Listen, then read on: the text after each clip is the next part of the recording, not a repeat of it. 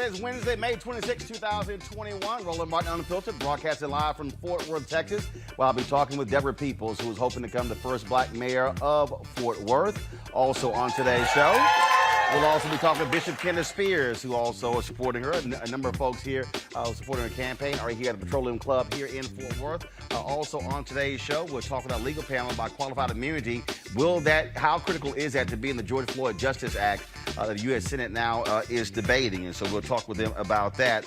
The Centers for Medicare and Medicaid now has an African-American who is leading that agency. She was confirmed yesterday by the United States Senate. Also, California has a new initiative to track police misconduct. We'll break that thing down as well. Plus, a black woman shot 6 times by an off-duty cop here in Texas.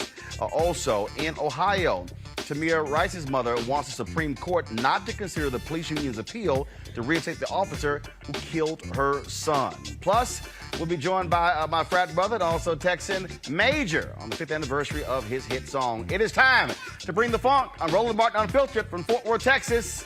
Let's go. He's got it. Whatever the biz, he's on it. Whatever it is, he's got the scoop, the fact, the find. And when it breaks, he's right on time and it's rolling. Best believe he's knowing.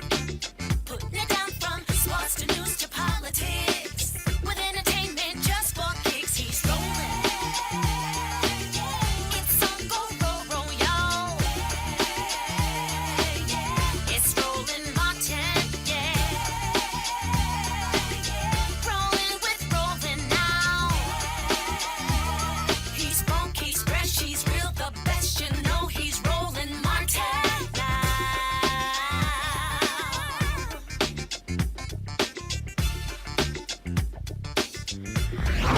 Martin.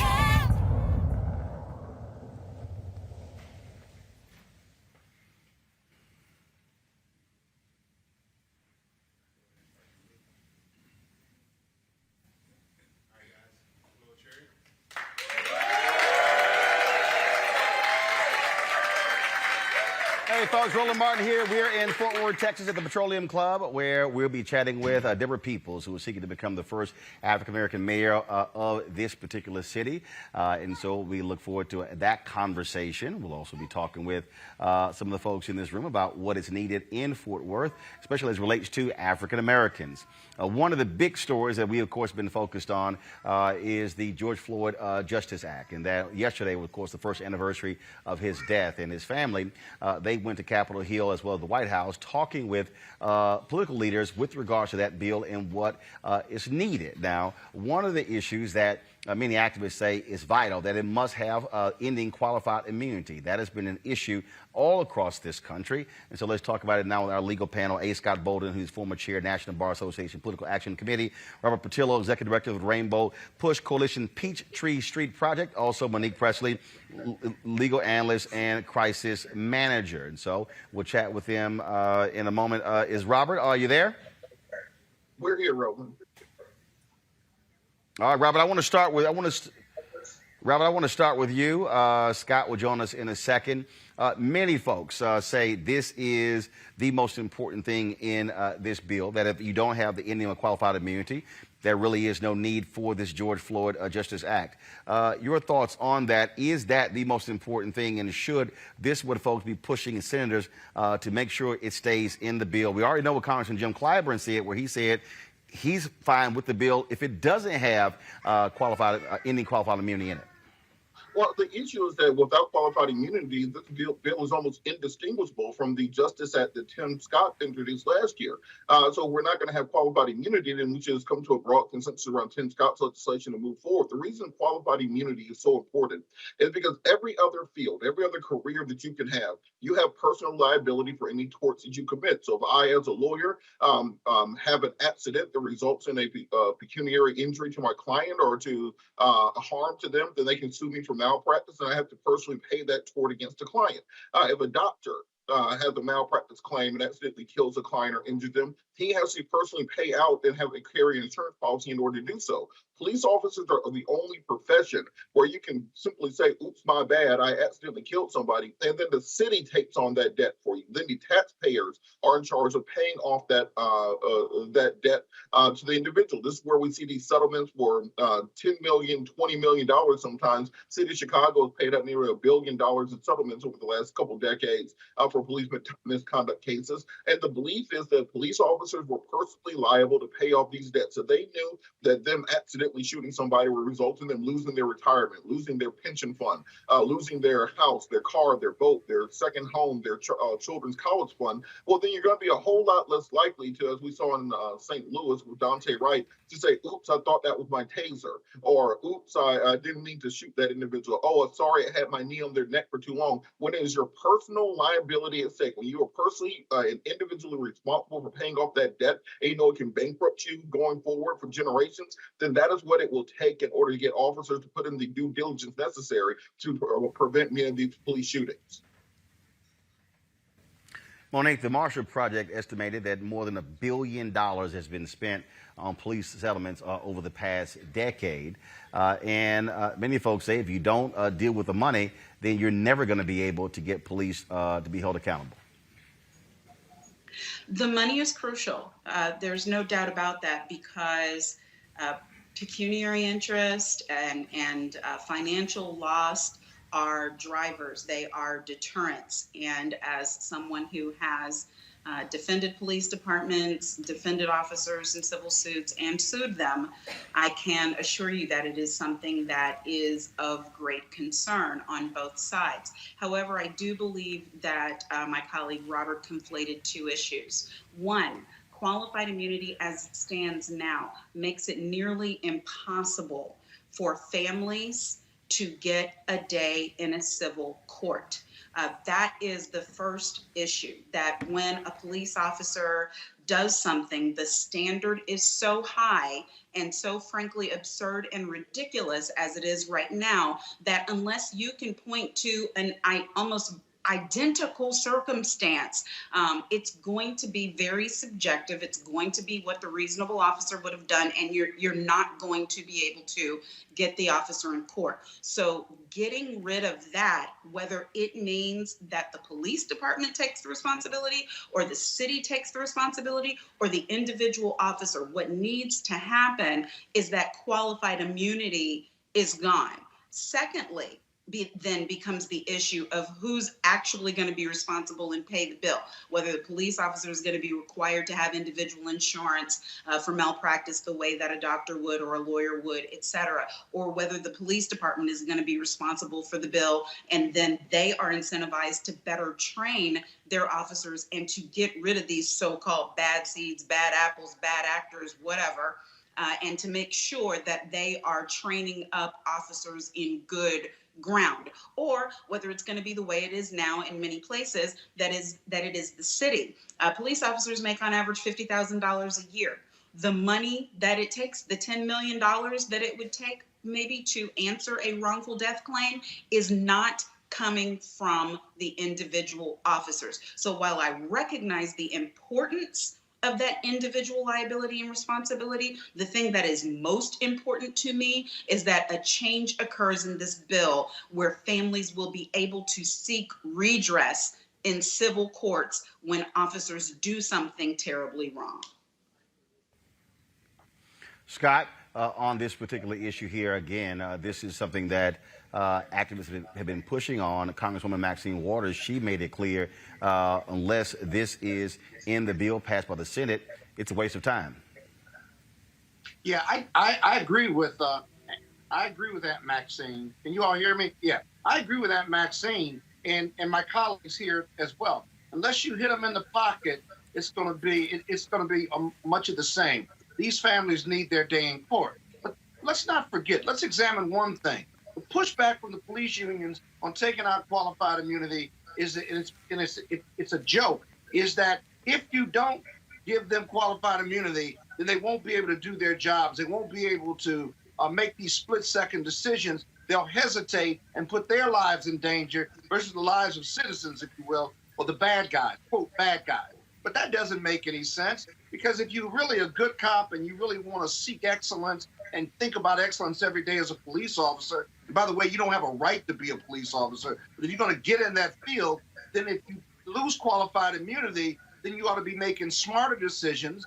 You ought to be well-trained and be seeking to be well-trained. And you all ought to want to be an excellent police officer so that you don't have any bad actors or have any incident because you're so well-trained. But the police union and culturally is so ingrained in them culturally that all they think about is us versus them. And we know this to be the case because if you look at the history of payouts by major municipalities around the country, they're still paying out.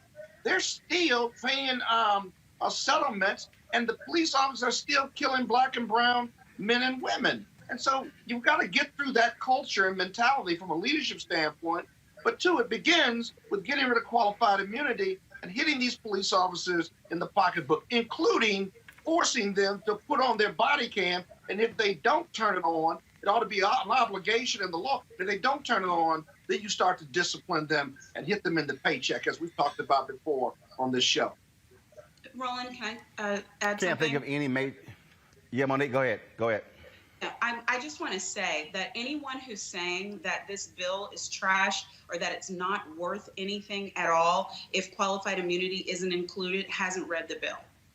Because there are so many other things that are of vital importance that are going to change lives and save lives that I do not think we can go as far and be accurate and say that unless they get rid of qualified immunity, it's not worth it to try to pass this legislation.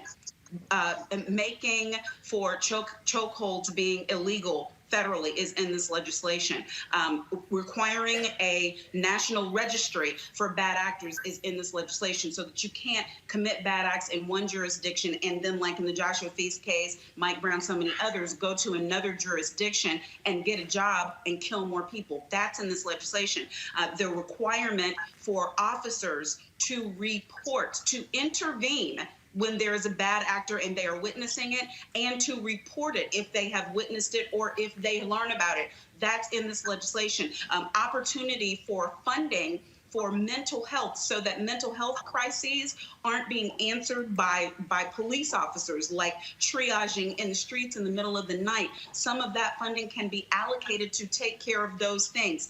In this legislation, we're making it easier for officers to be held criminally responsible. So for everybody who's always saying, okay, the family got a whole bunch of money, but what else is gonna happen? The individual officer, this one city paid $10 million, but how does that change things globally? Well, yes, money is an incentive, but so is going to jail. So if we increase the number of crimes that an officer can be charged with, or if we change the code such that it is easier to convict officers when they commit crimes in the scope of their jobs as law enforcement, all of those things and more are still on the table in this legislation. As you know, I just spent yesterday in the offices of Senator Booker, Senator Tim Scott, Senator Lindsey Graham, the White House, and I can tell you that the serious-minded people are doing serious business trying to work something out and get something passed, and everybody wants a win here. Nobody is playing games with this legislation. And Scott, you can shake your head all you want to, but there's just no saying that we don't need the other things. Let me tell you why you're wrong. This bill, I'm not Clyburn. I'm not saying I want this legislation to not have qualified immunity in it. And I don't think that was what he was saying either. I just think he didn't have any business talking because he's not a negotiator. He's not at the table. But what I want people to do is be informed about every single thing that we are fighting for, and don't narrow it down or dumb it down to a single item issue, because this isn't omnibus legislation. This isn't one thing. Would you please? Well, the operative phrase there, the operative phrase there, Scott,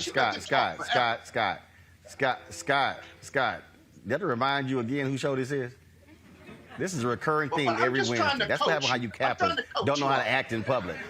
So Scott, so the operative phrase there what Monique said was, if you read the bill. Now, Scott, you can go ahead and make your little point.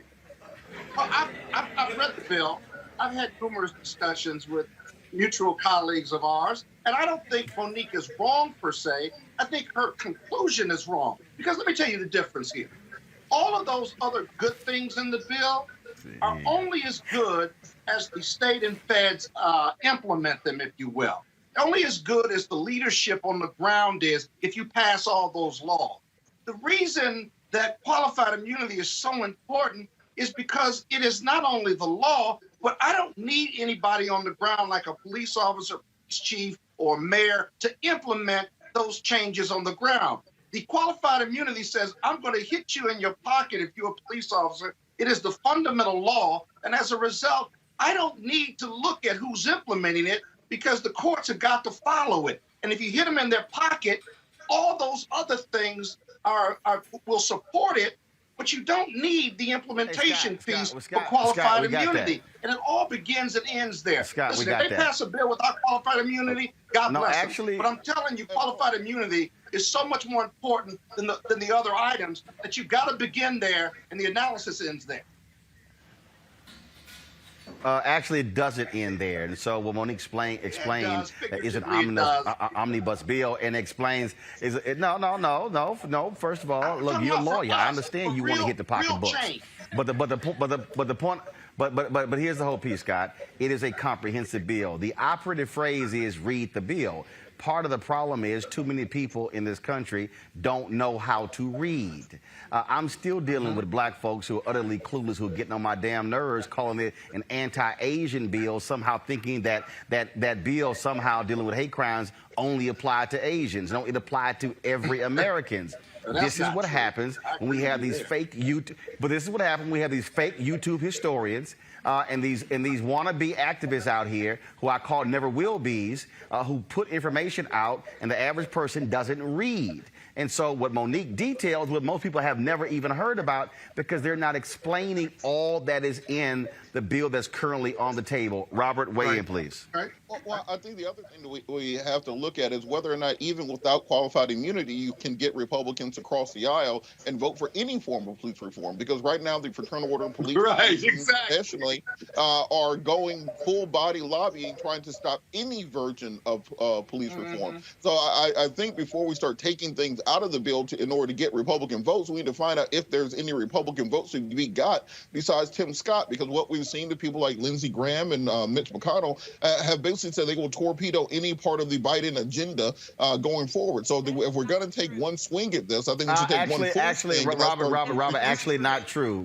Robert, hold up. Actually not true. Hold on, Robert, that's not true. So Lindsey Graham was one of the people the George Floyd family met with yesterday, who is very much involved in the negotiations of this bill. Monique, go. I sat right next to him in 2 sessions now, and he is Senator Scott's wingman on this legislation. And anybody who has heard me speak for longer than 30 seconds knows that I have said so many things about my issues with Lindsey Graham. It's ad nauseum.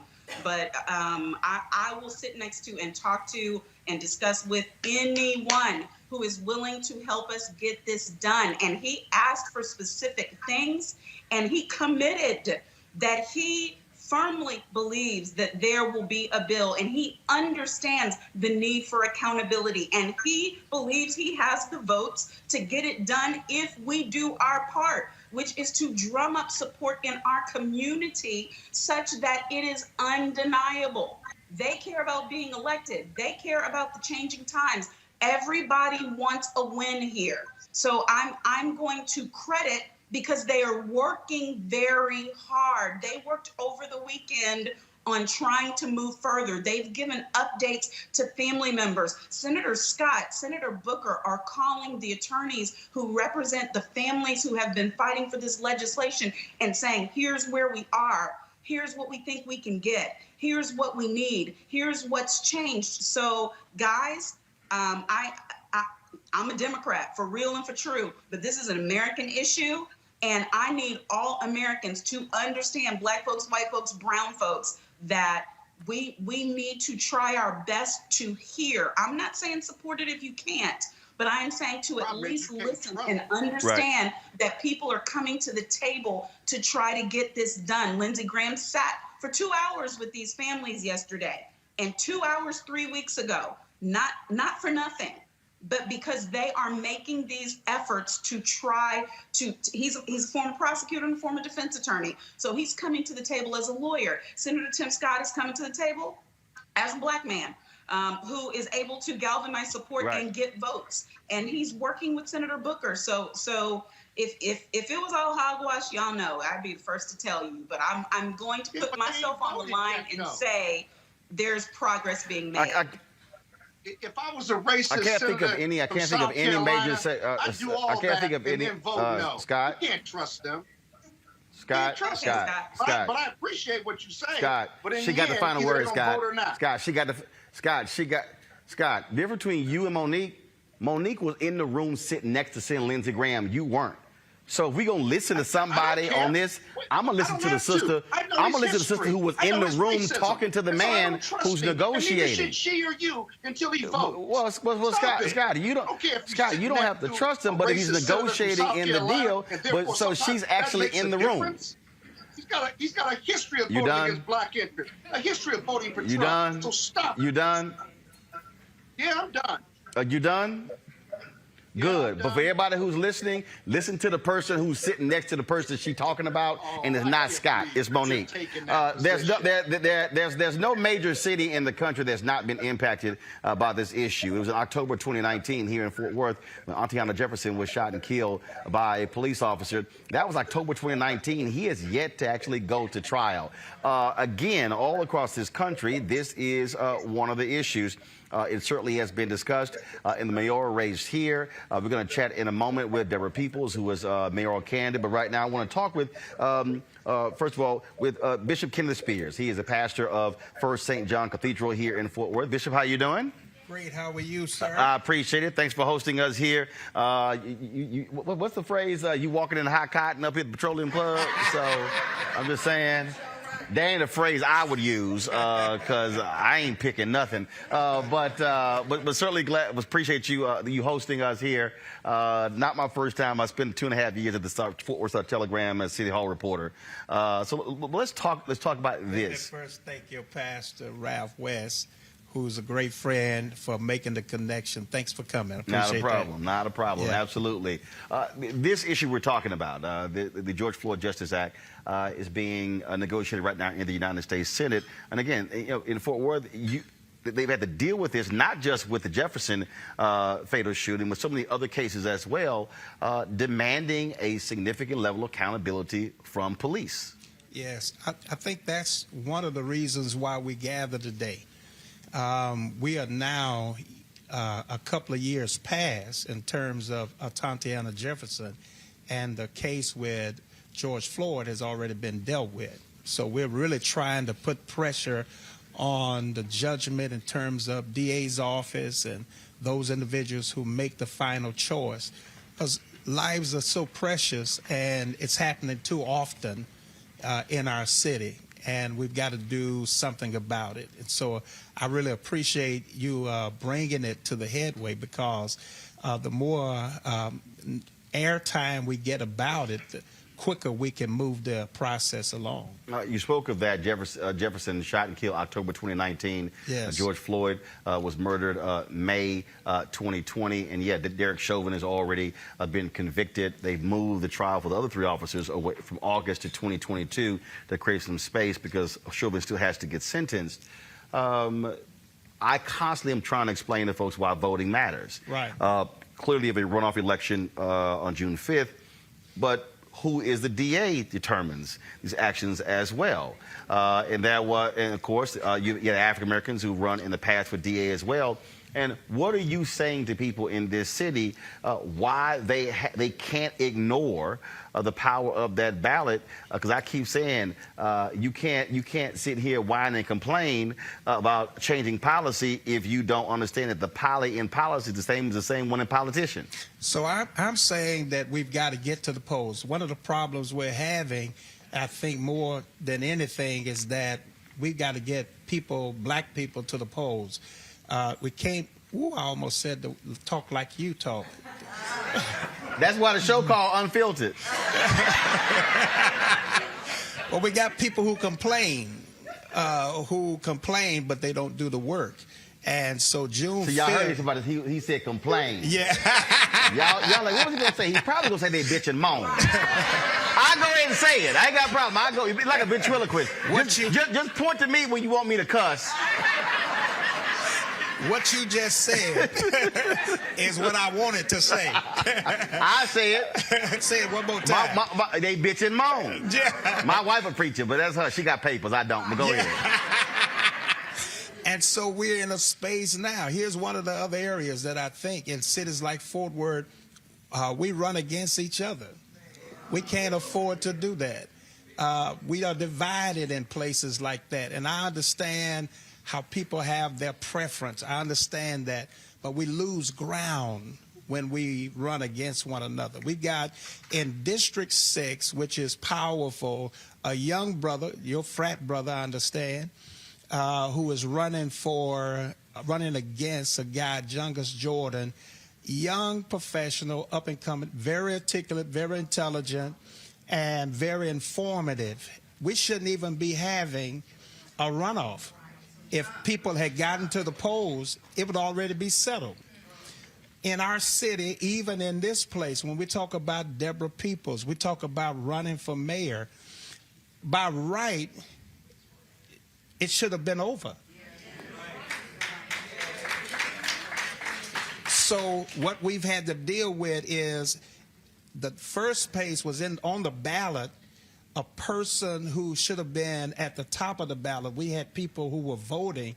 They had to go to the next page. And so people left, in many cases, left the poll saying, well, I didn't see her name. Maybe she wasn't running. Well, they didn't know how to go negotiate the process and go to the next page. Then the critical piece is that during the election, when we came to the final portion, she won. And when the conversation comes up, it's always her opponent and then her. When in reality, in conversation, she plays first. She plays first. And so we've got to make sure that we get people back to the polls. We can't keep having these kind of fiascos. You know, we've got to make sure that people understand that voting counts. And so I talked with a couple of people who said, well, I already voted. I'm saying in a runoff, you got to go back. Right. You can't count your first vote as being counted. You got to go back to the polls and vote. And so that's where we are. And so, you know, what is the activation plan? How are you driving that? Because it's basically civics is voter education.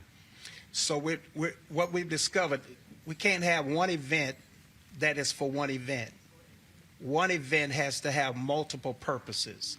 We are here today for this event, but we are pushing people to understand that this voting process, we already know we've got to inform people more so that we've got in this crowd, we've got people who potentially will run for judges, run for other offices, because I believe that if we're going to get the clout or we're going to get the support, then the old school got to meet with the new school, and that there has to be a place so that the people of means, of wealth, have to meet these young people who are preparing to run and make investment.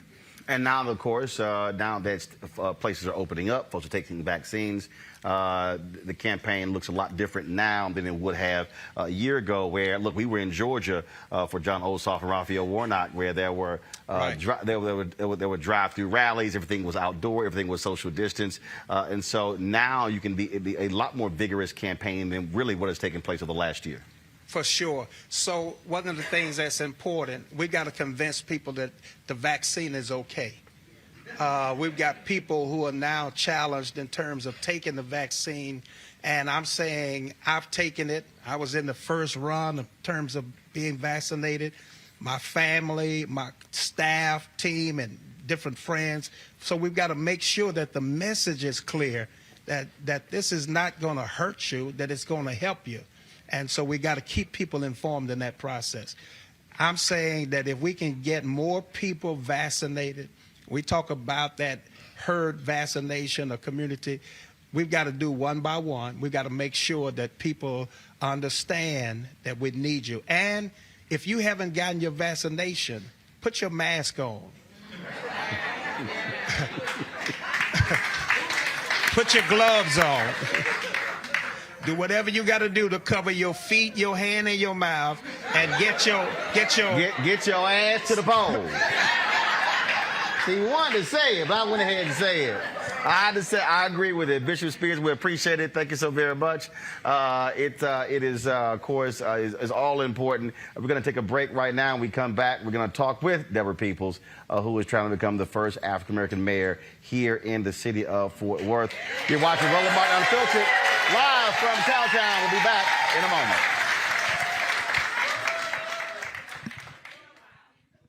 Racial injustice is a scourge on this nation, and the Black community has felt it for generations. We have an obligation to do something about it. Whether it's canceling student debt, increasing the minimum wage, or investing in Black-owned businesses, the Black community deserves so much better. I'm Nina Turner, and I'm running for Congress to do something about it. America is the only country founded on an idea, the radical idea that citizens could govern themselves. It was called the American Experiment because there was no reason to believe it would work. A republic, if you can keep it. Every generation has been called to defend and renew the promise of America. For some, it was on the battlefield. For others, it was on the Edmund Pettus Bridge. Now, the battle has come to the steps of the Capitol itself. Democracy is under assault like no time since 1860. We have a choice. Look away or stand up and fight. It's not about conservative or liberal.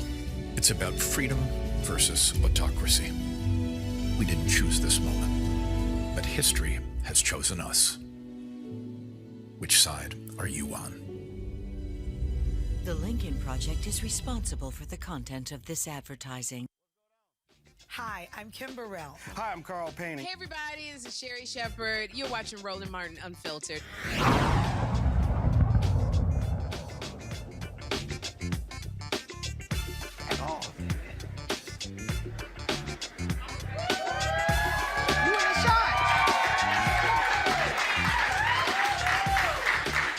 All right, folks, we're here at the Petroleum Club here in Fort Worth, where I spent a little time soon after college working here, so know a lot of folks in the room. One of the folks I crossed paths with while I was here is Deborah Peoples. She is now running for mayor of Fort Worth. She took first in the general election, ahead of a number of other candidates, and so now, June 5th, there will be a runoff taking place here in Fort Worth, and we certainly welcome her to Roland Martin Unfiltered. How you doing? I am doing great. Right here, you gotta grab the mic. You gotta grab the mic. I am doing great, Roland. Doing better since I see you. See, I told you I was coming. I know, but you thought I was joking? Roland, I know you.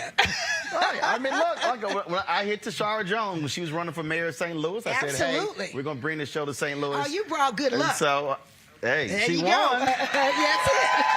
In a runoff. Yes. In a runoff. First of all, how's the campaign been going thus far?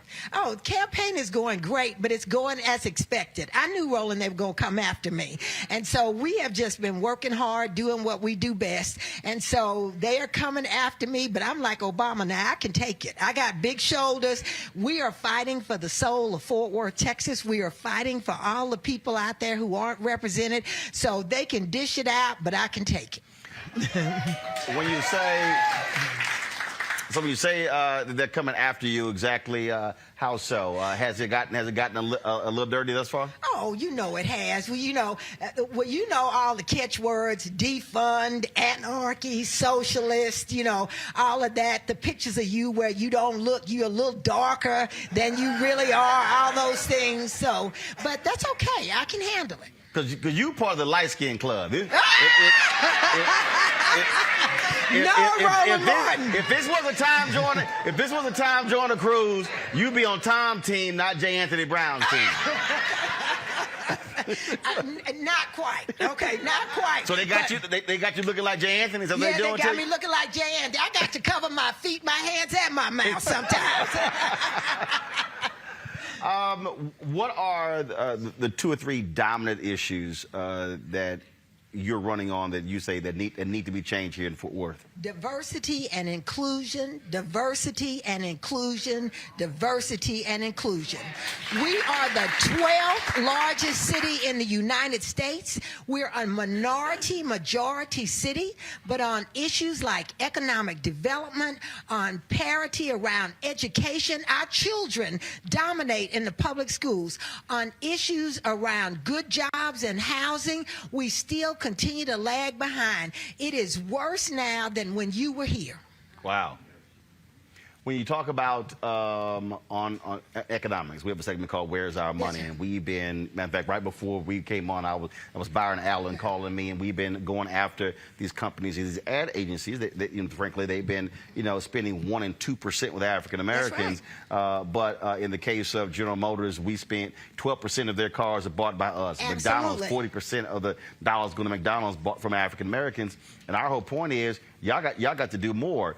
In terms of Fort Worth, what does it look like for black entrepreneurs when it comes to contracts? So that's it. So Roland, flip the switch when we were just talking about, the number of people who buy cars. We are 35% Latinx, 20% African American, but we only get 2 to 3% of contracts. It's ridiculous. We are not moving ahead. And even though we try That was the case. Again, I was a City Hall reporter here from 93 and 95, and I remember writing. I remember writing about the stories then. Yeah, that's almost 20 years ago. So it hasn't changed, and that's the problem. 30 years ago. That's right. I tell people they don't know, but Fort Worth used to have a Black Wall Street with Bill Gooseneck McDonald. Riverside used to be one of the most powerful areas in the city.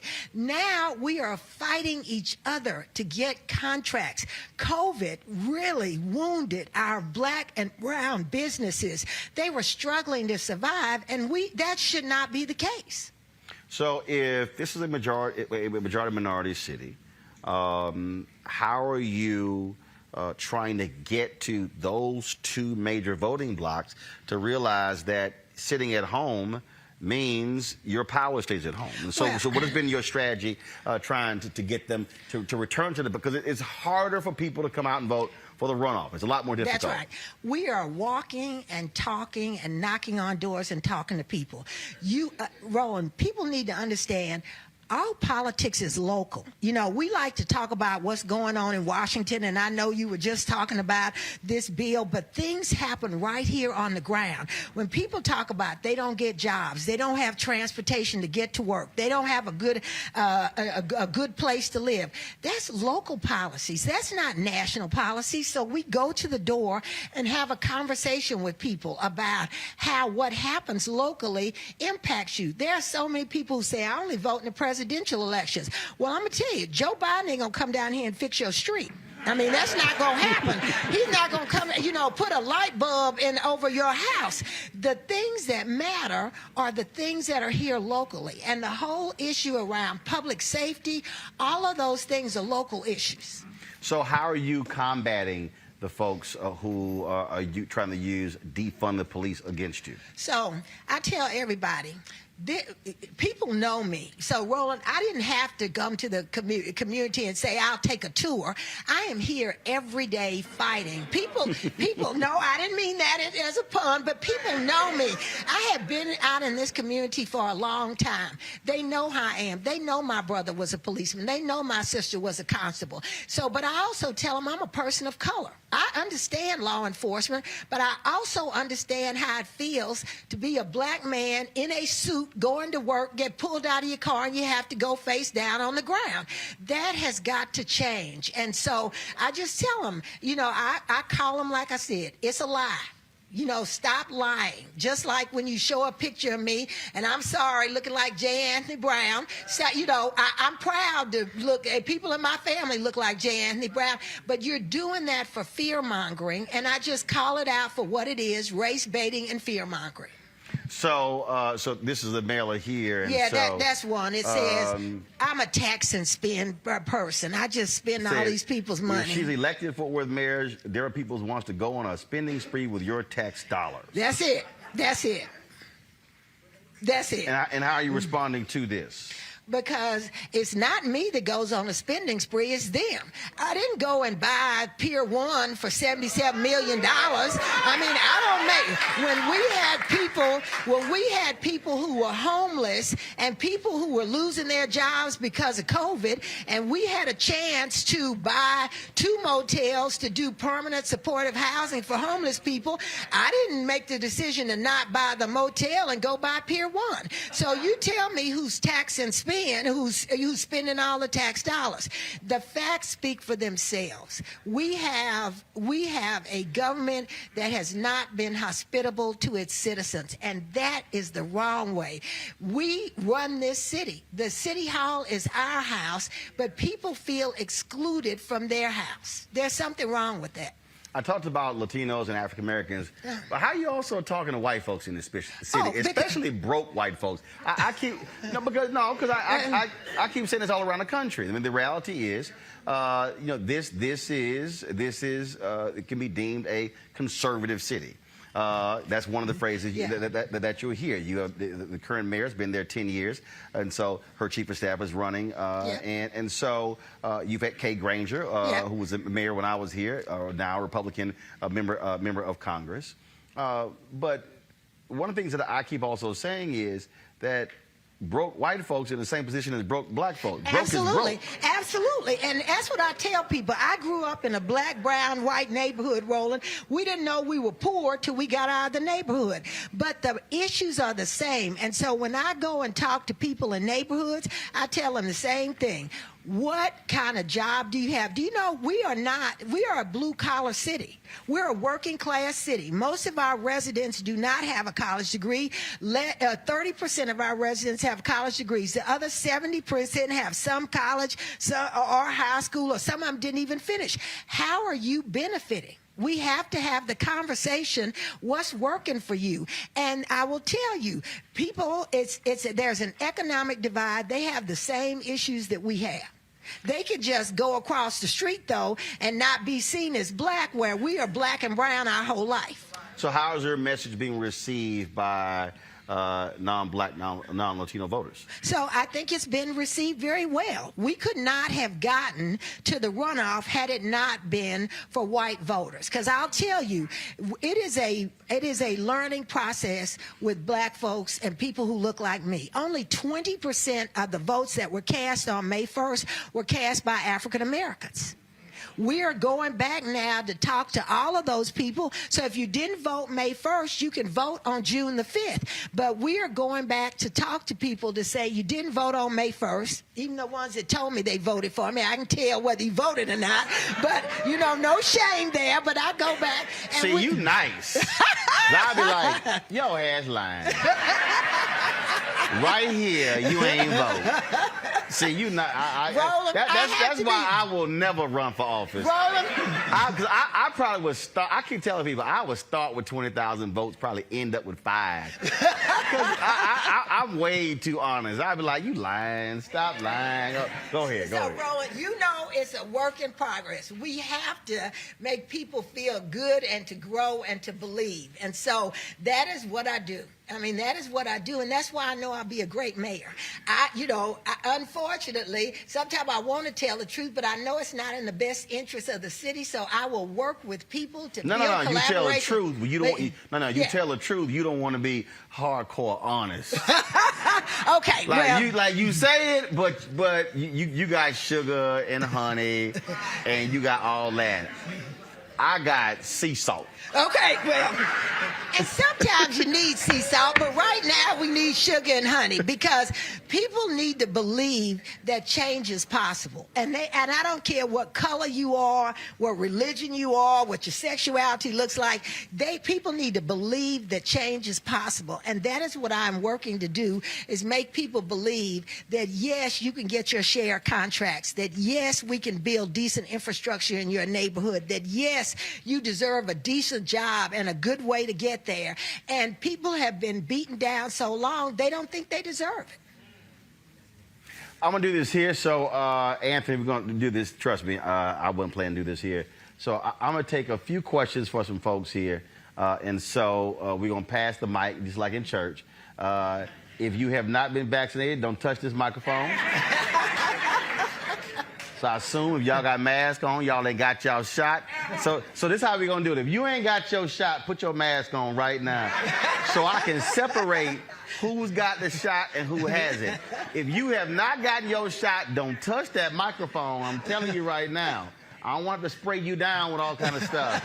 All right, then. So we're going to take a few questions from the audience here. So who's first? All right, got a brother in the back. Come on up. Come on up. I want you to stand right here. Come on up. And you got to move faster, bro. We live. Yeah. I'm like, Do you need this? huh? Say it again. Okay, all right. Well, Alpha, you got to move faster than that. I mean, you pick that Good pace to have up. you here, Roland, always. Yes, sir. Mayor Peoples, transportation. Yes. What do we do about transportation, multimodal, connecting regionality, jobs, getting to Alliance, getting south? How do we create transportation to create economic development for our people, workforce?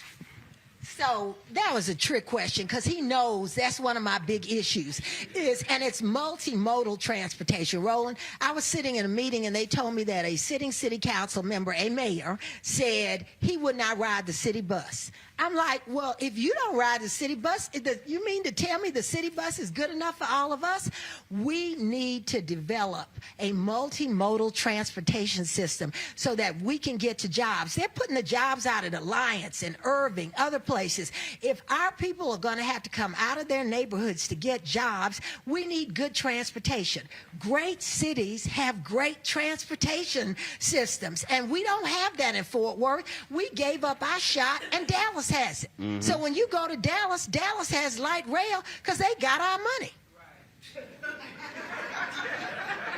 And Cheryl is laughing over there, but she knows it's true. Okay. So, I mean, we have got to work on things. And this is what I tell everybody. Everybody says, well, we don't have the money. I said, but that is why you plan. That is why you come up with a master plan and you say, okay, it's going to cost $2 billion or $2 trillion. How do I go and get that money? And I don't see that happening. All right. Next question. Next question. Right here. Oh, I love it. Thank Oh, you. no, we don't play that. All right. Hey, sweetheart. Okay. Hello. All right. Okay, well, following up with that question, I'm proclaiming future mayor of Fort Worth. How will you bring Fort Worth out of the red into the black and restructure our budget so we can flourish as, what the 16th largest city in our nation? She said 12. Oh, we moved up. Okay. Yes. So let me tell you.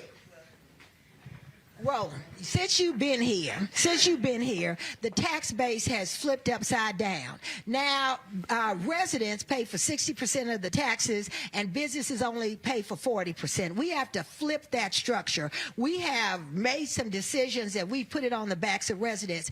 But the way you do that is it's not an immediate fix. You got to find new revenue streams. And so you've lived here. You know when you want to go out on a Saturday night or something, you go to Dallas or you go to Arlington to the ballpark. You don't stay in Fort Worth. We send our money out of the city. We have to find ways to sell this city. Yeah, Ruby Woolridge, I know you up there saying bring that money to Arlington, but I want that money to come. I want that money to come to Fort Worth. And so if that means I got to find ways to sell things here. Do you know everybody says we're just the city of cowboys. No, we're not. We're the city of so much more. But I will tell you, there were Buffalo Soldiers, there were black cowboys, there were vaqueros, there were Asian cowboys. We have to sell this city, and we have to bring people here. And tourism is a quick way, Roland, because those are dollars that are not coming out of our residents' pockets. And so my job as mayor is to go out and sell this city. And that's what we're going to do, and bring in new revenue streams so I don't have to keep taking money out of your mama's pocket. I see your mama over there, not yours. Okay. All right. Next question.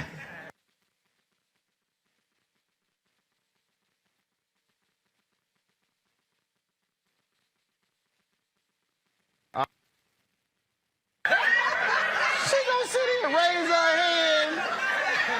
You ain't coming near us. Oh, no. Hell no. No. Just enjoy being in the crowd.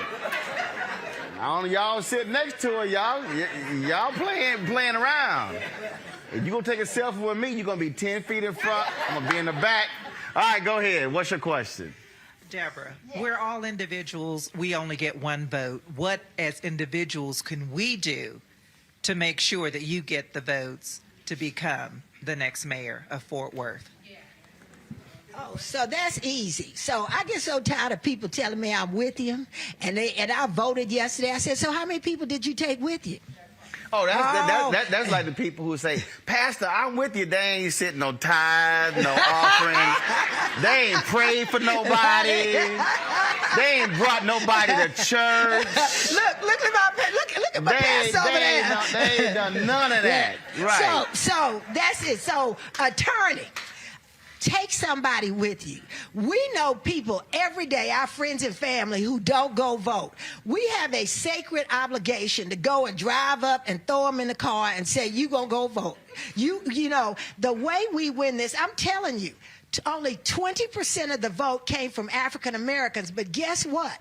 Our population is 942,000, almost 1 million people. 20% of us are African Americans, and that means that's 180,000 black folks in this city. If you figure that 50% of them are registered to vote, that's 90,000 black votes out there. And we only had 63,007 people vote in this election, so 20% is 12,000 votes. We left 78,000 black votes on the tape.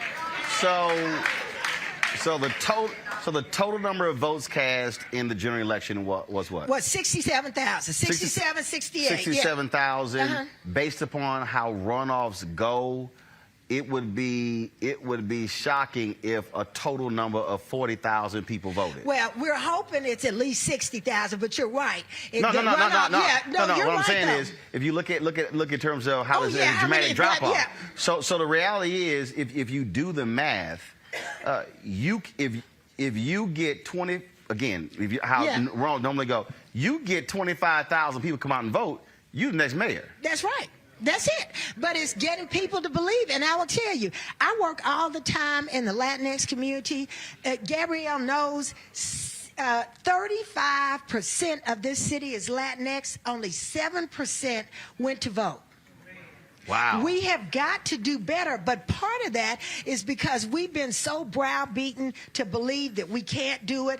People keep telling us that this is a conservative city. We keep getting told that our vote does not matter, that we don't count. And so that's a big part of what I do, is making people understand that we have the power. We just have to own it and believe it and go vote. Absolutely. I'm gonna take one more question. I got a guess. Hold on. I'm gonna go here. Okay. Then I have a guest who I'm gonna go to next. Then we're gonna come back and ask more questions. I got you. Breathe. Okay. Breathe. Come on. Girl, you got to move. No, you're trying to be sitting there trying to be all cute. Yeah, you better go and ask this question. Deborah, can you please explain to us what the Fort Worth Way is and what that means and why it's so important that we change that in this election? Okay. The Fort Worth way. Well, and you've heard that too. All our life, we've heard the Fort Worth way. That means this is the way it's always been. And this is the way it's always been, doesn't work for a lot of us. And so that is why I'm working so hard to change it. Roland, my mantra is one Fort Worth. It is one Fort Worth. It is not the Fort Worth way. It's one Fort Worth. It is all of our way. And until we start changing that, we're going to be in the same position that we were. You said, what is it? Same old same. That's it. That's what it is. That's it. That's what it is. They in control, you not. That's how it is. But again, though, this is what, look, we do this on our show constantly. When numbers are numbers, and it's getting our people to understand that we can literally flip numerous elections if we just simply vote our power. If white voters stay the same, you take our numbers, we could literally win any number of different places, but folk got to be willing to actually step out and actually cast the ballot. Yeah, and they got to be, we have to. I tell people all the time, we are extraordinary. The fact that we have survived and we thrive in these United States of America. I don't want to take anything from anybody else. I just want to have the same opportunity. I want to enlarge the pie. Roland, we've been convinced that the pie is this big, and we have to fight each other. If you get a slice, Roland, I got to fight you because that means I get less. No, there are opportunities out here that are incredible, and we have been convinced that all we get is this much of the pie. Which actually is not even a slice, is crumbs. That's right. And I changed that. Hold tight 1 second. I got to go to a break. Folks, when we come back, we'll talk about a new California bill dealing with the issue of police misconduct. We'll also come back to Fort Worth and take more questions from the audience here for Deborah Peoples. And if y'all know some folk right now who are in Fort Worth, man, call them, text them, tell them, get off your behind and use the power of your vote. Y'all, this is why we do this, because to amplify voices. And so we'll be back on Roland Martin Unfiltered, broadcasting live from Fort Worth. Hello, I'm Nina Turner. My grandmother used to say, all you need in life are 3 bones. The wishbone to keep you dreaming, the jawbone to help you speak truth to power, and the backbone to keep you standing through it all. I'm running for Congress because you deserve a leader who will stand up fearlessly on your behalf. Together, we will deliver Medicare for all. Good jobs that pay a living wage, and bold justice reform. I'm Nina Turner, and I approve this message. Shortly after 9/11, America and its allies went to war in Afghanistan to defeat a terrorist stronghold. We accomplished that mission years ago. Trillions of dollars lost, over 2,000 Americans dead, countless Afghans dead. It's time to get out. Many presidents have tried to end the war in Afghanistan, but President Biden is actually going to do it. And by 9/11, over 20 years after the war was started, the last American soldier will depart, and America's longest war will be over. Promise made, promise kept. Hello, everyone. I'm Godfrey, and you're watching Roland Martin Unfiltered. And while he's doing Unfiltered, I'm practicing the wobble.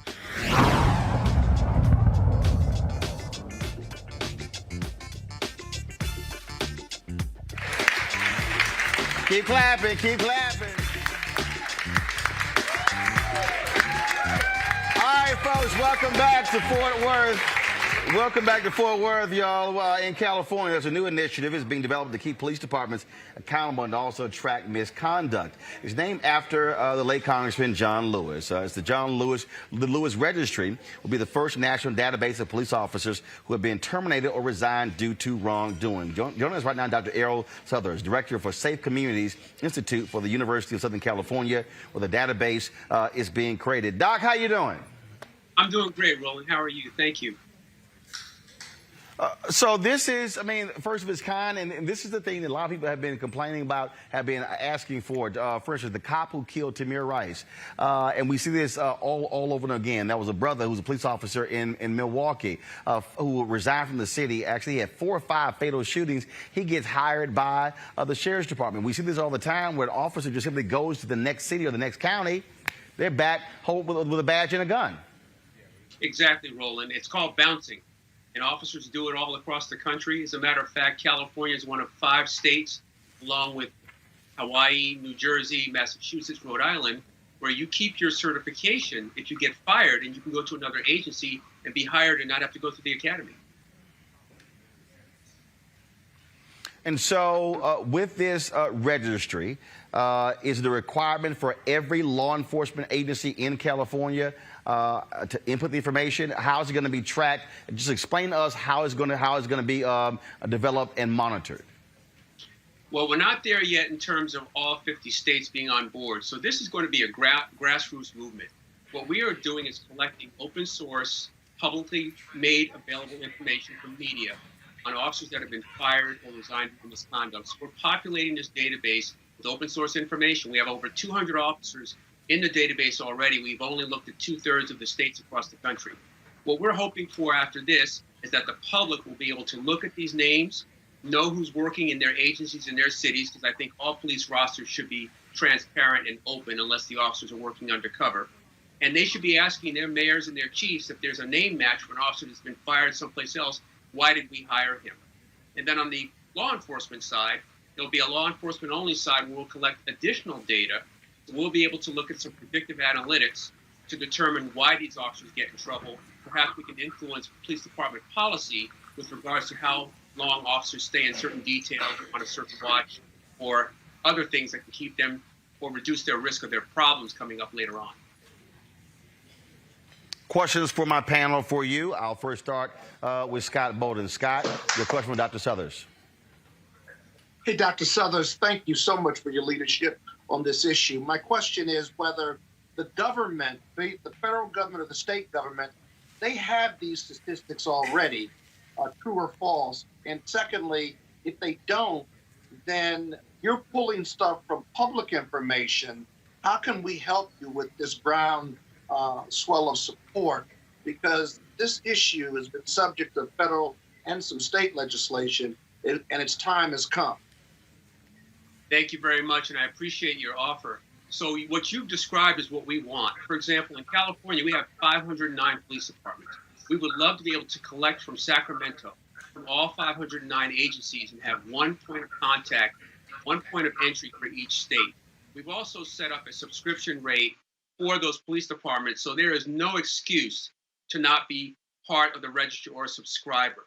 So we're hoping that states like New York, who also have legislation right now, where if you're fired in New York, they don't want you to be rehired. The problem is there's no national database for New York to know if the officer got fired in Rhode Island. We'll be that database so they can look at it nationally. We will save agencies thousands of dollars and background investigators tens of hours unnecessarily going out to find out that someone is unqualified to serve at the agency because they've been fired before. So we need the legislative help, and thank you. Thank you.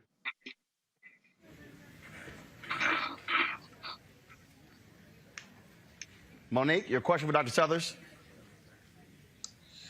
Thank you so much for everything that you're doing. I think my question is similar to Scott's. I'm just wondering what people on the ground can do. We recognize the importance of this. I don't know if you got to hear when we were talking about a similar subject regarding the George Floyd Justice in Policing Act and the fact that a national database, a national registry for bad actors for police officers will be included. What can just a citizen at large who's listening to you and wants to make a show of support do to help? Thank you so much. Well, the first thing they can do is when they find an officer who's been fired, let us know about it. Yesterday when we launched, we had several people reach out by email from all over the country saying, you know about these officers, send us a link to the publication. We can track it down. The other thing you can do is go to our website, sci.usc.edu. Look at the Lewis Registry. We have a whole collection of things that you can do to contribute. We've got an incredible list of supporters from Governor Schwarzenegger, Karen Bass, to Frank Serpico. So we've got a lot of support. And this, again, is a grassroots movement. So we want people in America to hold law enforcement agencies accountable. When they've got officers or publications, a news clip they see of identified officers, send them to us. Robert Patillo, your question for Dr. Suthers, please.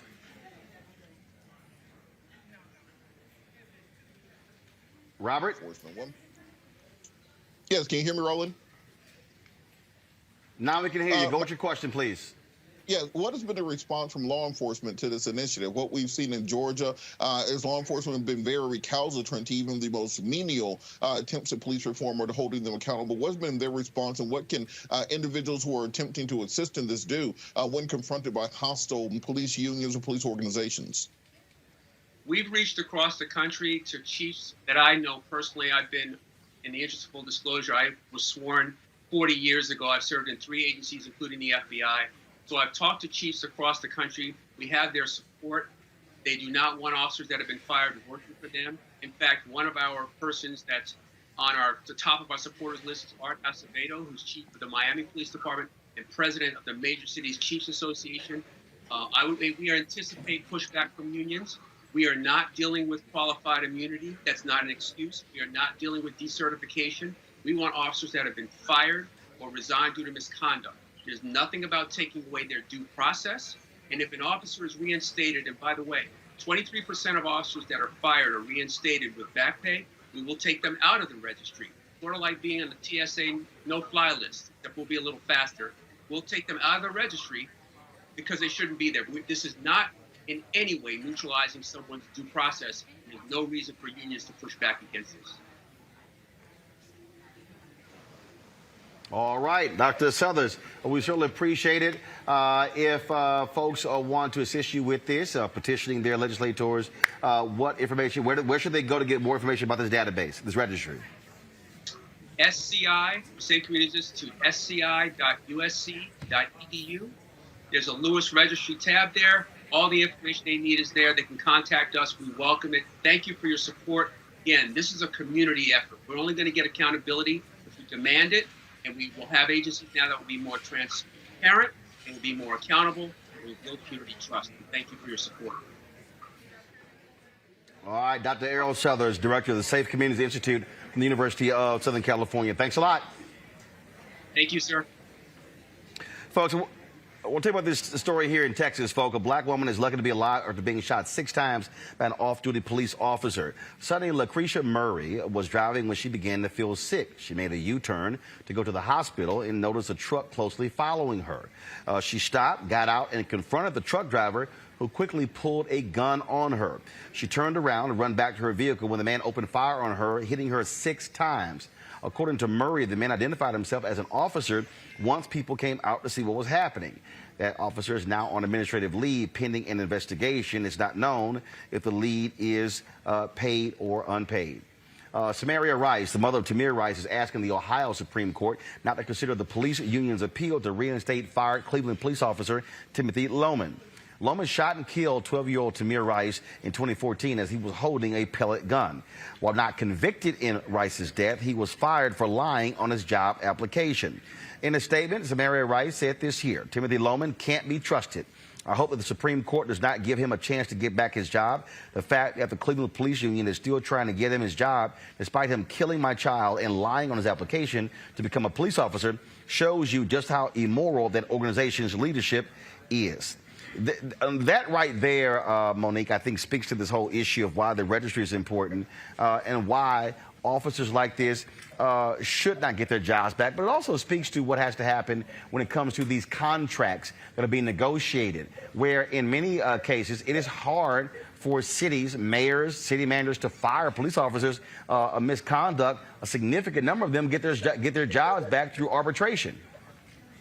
Absolutely. It's very hard. And that is another reason I'm going to sound like a broken record and say that I am supporting the passing of the George Floyd Justice in Policing Act, because if we are increasing the chances, the likelihood of police departments being held responsible financially, being on the hook for the things their officers do, I just have a feeling they're going to figure out a way to increase their negotiating ability with the FOP. And the FOP is not going to want to continue to have to answer for these ne'er-do-well officers. So the pressure has to come from the top down, and then it has to come from the bottom up so that we can really create this perfect storm in order to get some movement. I believe that the Fraternal Order Police has a place and plays a role. I think that everyone should have advocacy, should have representation. I am not against unions or anything of the sort. It's just that when these members don't adhere even to their own membership agreements, there needs to be accountability for that. Robert, again, this is a huge issue. We had the mayor of Columbus on who talked about how it's nearly impossible for him to actually fire a police officer. Well, we saw similar things here in Atlanta when you had the police officers who tased the students at Morehouse and Spelman. We debated a couple weeks ago the officers who shot Rashard Brooks, who were reinstated. It's going to be imperative that that one, do we have the federal legislation, but two, do we have state and local legislation that opens up some of these police union contracts to find out exactly how much power they have.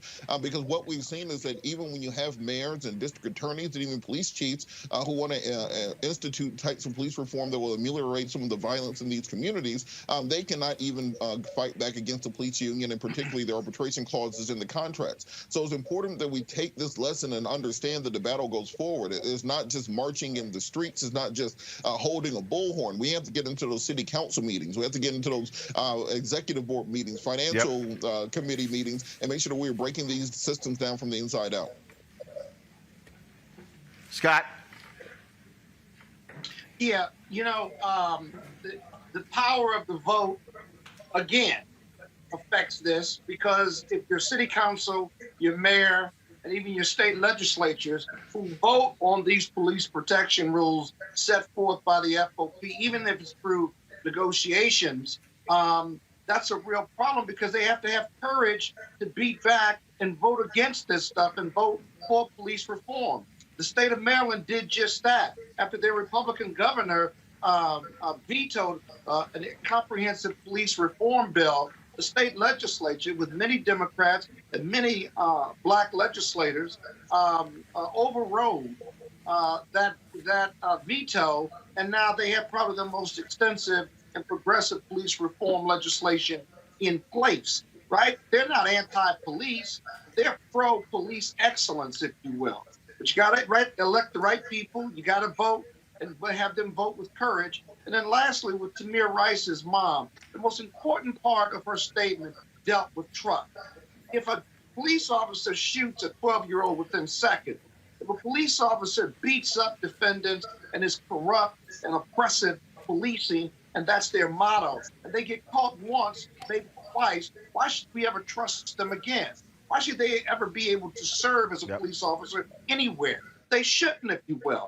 And you don't have a right to be a police officer. And if you act badly more than once, or even once, it's a matter of trust between the police department and this officer, and the police department, this officer, and the community. He or she can't be trusted. They need to go find some other employment. I agree 100%. Folks, got to go to a quick break. We come back more with Deborah Peoples here in Fort Worth. We'll take some questions from the folks here as well. And I'm just going to pull some other folks up who I see who have stepped in here. They don't know it yet, but I don't care. That's how I do it. You're watching Roland Martin Unfiltered, broadcasting live from the Petroleum Club here in the city of Fort Worth, Texas. We'll be back in a moment. Anthony.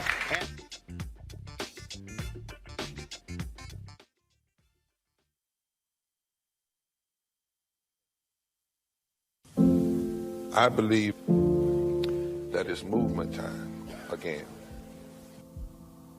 In America today, the economy is not working for working people. The poor and the needy are being abused. You are the victims of power, and this is the abuse of economic power. I'm 23 years old. I work 3 jobs. Work 7 days a week. No days off. They're paying people pennies on the dollar compared to what they profit, and it is time for this to end. Essential workers have been showing up to work, feeding us, caring for us, delivering goods to us throughout this entire pandemic, and they've been doing it on a measly $7.25 minimum wage. The highest check I ever got was nearly $291. I can't take it no more. You know, the fight for 15 is a lot more than about $15 an hour. This is about a fight for your dignity. We have got to recognize that working people deserve livable wages. And it's long past time for this nation to go to 15 so that moms and dads don't have to choose between asthma inhalers and rent. I'm halfway homeless. The main reason that people end up in their cars is because income does not match housing cost. If I could just only work one job, I could have more time with them. It is time for the owners of Walmart, McDonald's, Dollar General, and other large corporations to get off welfare and pay their workers a living wage. And if you really want to tackle racial equity, you have to raise the minimum wage. We're not just fighting for our families, we're fighting for yours too. We need this. I'm going to fight for it until we get it. I'm not going to give up. We just need all workers to stand up as one nation and just fight together. Families are relying on these salaries, and they must be paid at a minimum $15 an hour. $15 a minimum. Anyone should be making this to be able to stay out of poverty. I can't take it no more. I'm doing this for not only me, but for everybody. We need 15 right now.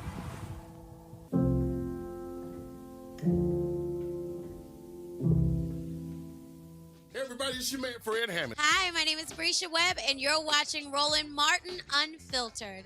And, well, I like a nice filter usually, but we can be unfiltered.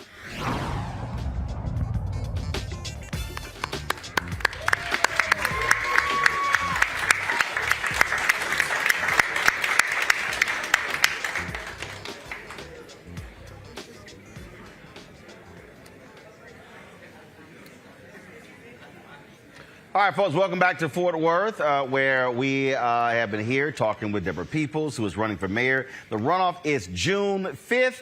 Folks, you have to understand the power of the ballot, so you must use it.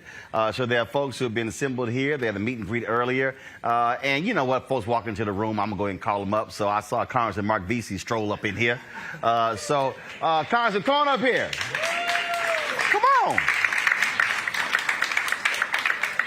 Come on up here. What's going on? Good seeing you. Good seeing you. You know, when in your city, had to bring a brother up. How's it going? Everything's going good. Everything's going good, Roland. Good to see you. Welcome, welcome back. Always glad to be back in my home state of Texas. I will avoid Austin because they acting the fool, the legislators up there. So, I ain't trying to get shot by folks who, right, the no need for a permit or whatever. These people swear it's the Wild Wild West. I don't know what's wrong with these crazy folks.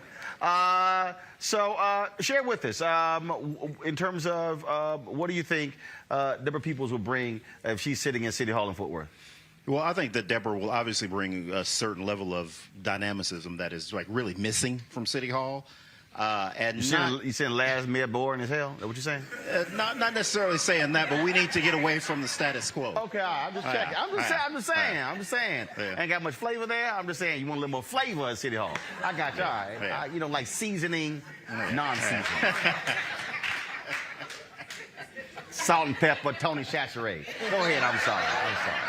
And and generally speaking, honestly, I don't really even get that involved in the municipal races. I'm a Democrat. I'm very active in Democratic Congressional Campaign Committee and other Democratic causes, and I usually stick with that because, in my opinion, the City Council, their job is to make sure that the fire and police are doing what they're supposed to be doing. They're supposed to be making sure that water's going the way it's supposed to. They're supposed to be taking care of these basic bread and butter issues that people don't care about if it's Democrat or Republican. They want to make sure that these services that the cities are supposed to provide, that they're being done. And so folks don't care about it until it don't work. Until it don't work, that's right. I mean, that's the thing. I always get a kick out of folk who say, man, that stuff don't matter. Yeah, then your water stopped running, then all of a sudden you like, who the hell?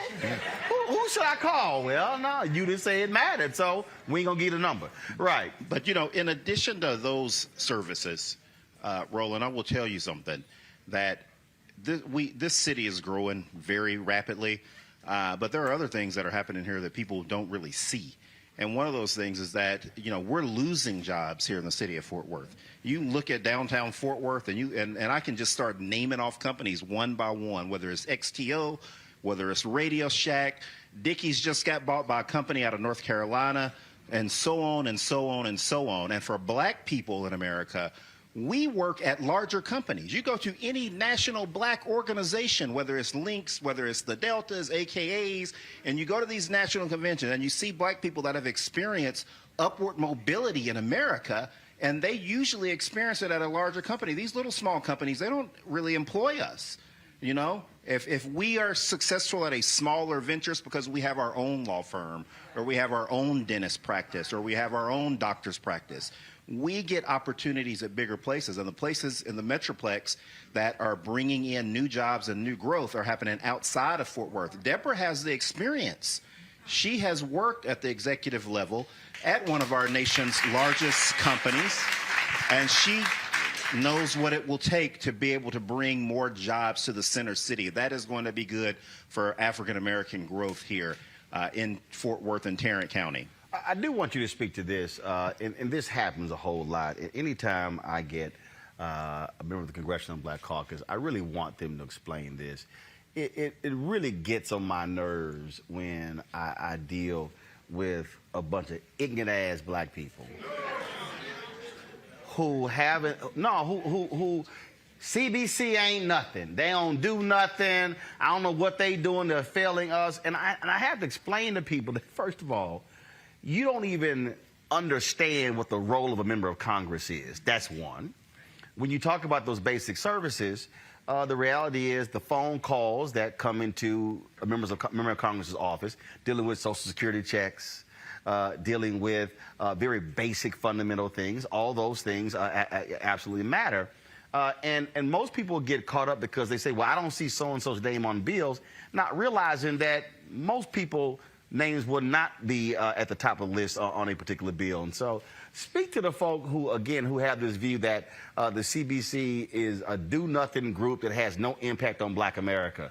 Because, I mean, I deal with that a whole lot. And people are like, man, why are you defending the CBC? I'm like, because you know what the hell you're talking about. Right, right. Yeah, exactly. And let me tell you that, you know, one of the things that Donald Trump did was that he took credit for the amount of money that the HBCUs got. A lot of you probably saw that on the news. And he was going around the country doing a victory lap, talking about all this money that he brought to HBCUs. That was the Congressional Black Caucus. That was money that we worked and fought hard for and insisted on before the final budget to make sure that HBCUs got those monies. So the bill was from Congressman Alma Adams in North Carolina. Absolutely. Trump didn't know what the hell that bill was. No, not at all. Not at all. He did a photo op with some presidents and said, and look then at all he the money. lied, kept saying, oh, they would never get, now they got permanent funding. No, it's literally one initiative that was started by President Bush, renewed by Obama. Then we had Walter Kimber on, the president of Dillard University, who broke it down.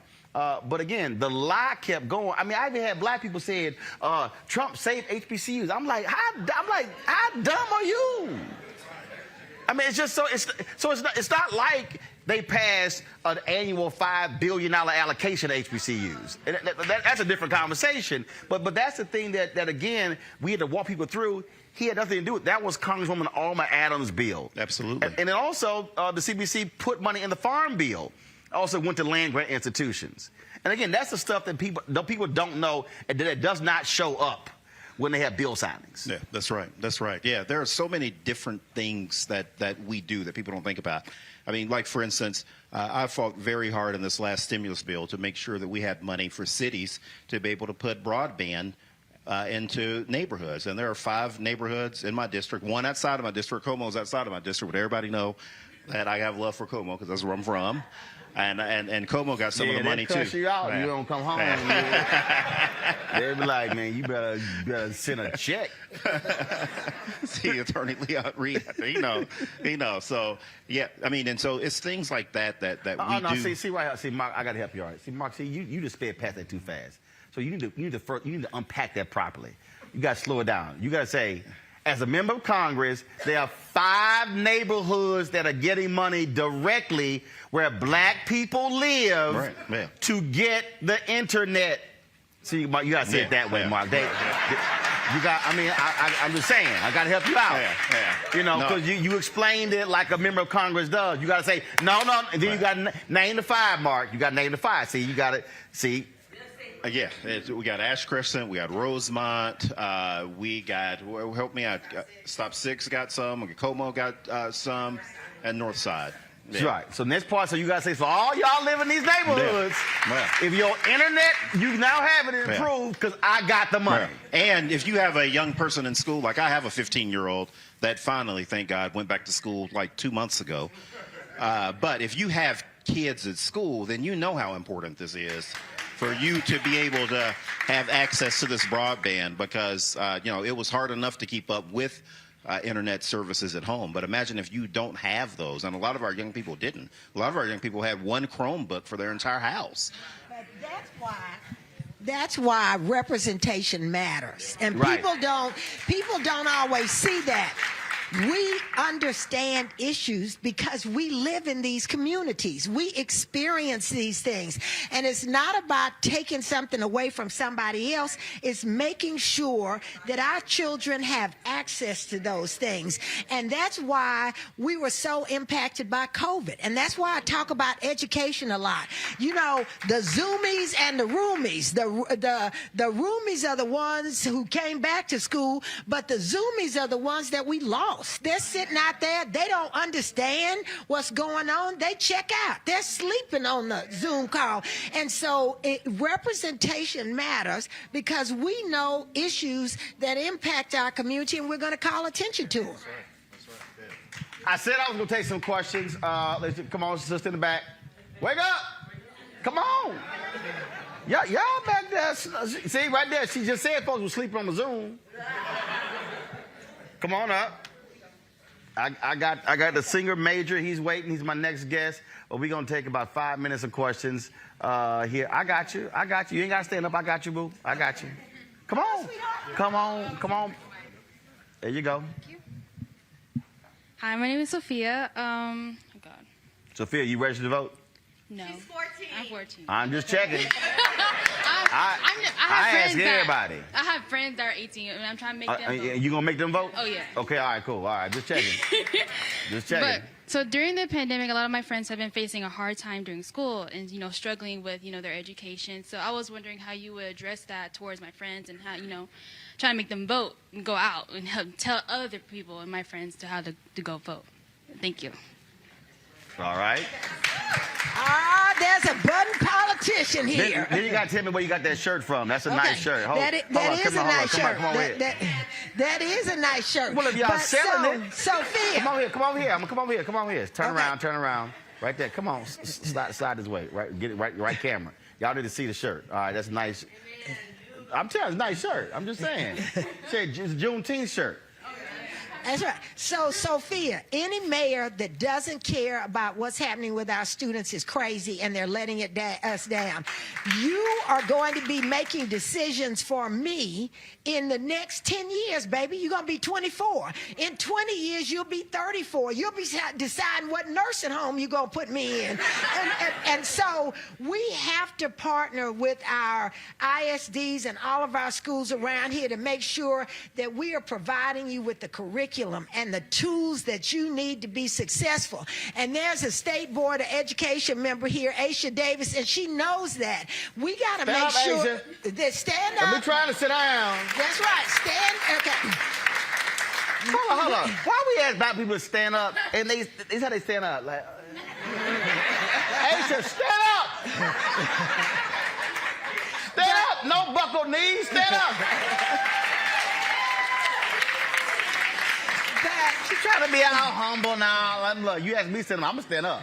But that's why representation matters. Because she's down there in Austin fighting about what goes in your textbook so that you know we didn't come over here voluntarily to go clean up houses and stuff. It was involuntary.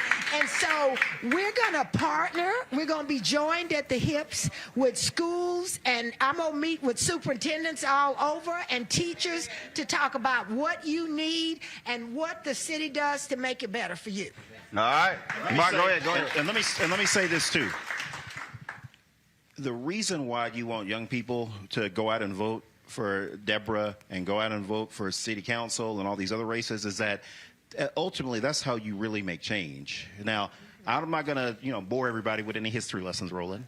But let me just say this. If you go back to the civil rights marches of the 1960s and you look at the two key pieces of legislation that were really instrumental for black people. And the reason why I'm here now, you look at the Voting Rights Act, the reason why I get to serve in office right now, it is because of the work that was done in Congress. Not to diminish the work that Dr. King and the marchers did. That was hugely important because that's what brought the problems that were happening in America to full circle so everybody could see.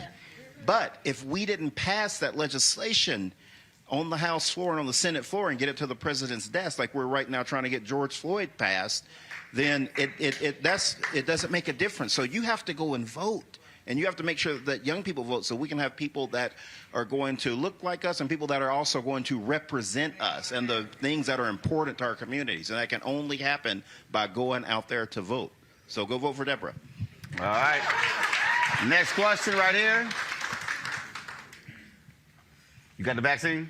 Oh, yeah. All right, just check it. So or do you just want to show your bling bling mask? I'm just messing with you. I don't show my face. I'm messing with you. Go ahead. I don't show my face on any kind of publication. So speaking on education and the good hold the mic up. Hold the mic up. There you go. The good point that you made with now HB 3979 passed in Senate and the House. For everybody who don't know. For everybody who doesn't know, that's critical race theory being taught in your schools. That point that you just made wouldn't even be told in our schools. So because of white fragility and white tears and their whitewashing of history, what are you going to do and what do you feel about that? And then also I wanted to know about how do we go about educating those who are against the CRT, but they really don't even know what it is. Okay, first, look, I'm gonna start answering this first. I got this. First of all, 99.9% of the people out here talking about critical race theory don't know what the hell it is. They have no idea. They can't spell CRT. They can't define it. They don't even understand it's a theory. They don't even you got all these crazy white folks who are passing bills, and I'm saying it right now, in Oklahoma, other places. Oh, we're not going to teach critical race theory in our schools. Fool, it's being taught on the college level. So, but you have to understand what the strategy is. Next year's the midterm elections.